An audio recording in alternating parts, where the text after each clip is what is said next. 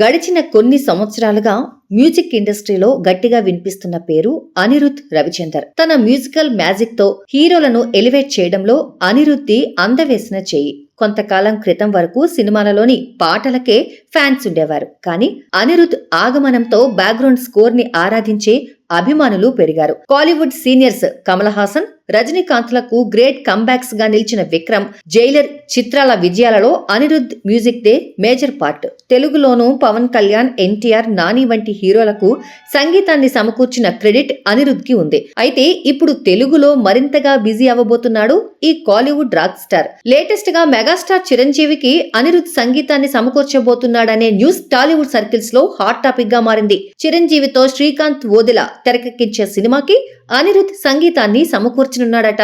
ఇప్పటికే అనిరుద్ తో చర్చలు కూడా జరిగినట్టు తెలుస్తోంది. ఒకవేళ అదే గాని జరిగితే రజనీ, కమల్ తరహాలోనే అనిరుద్ ఇప్పుడు మెగాస్టార్ చిరంజీవికి సైతం తన బీజిఎంతో మంచి మాస్ ఎలివేషన్స్ ఇస్తాడనడంలో ఎలాంటి సందేహం లేదు.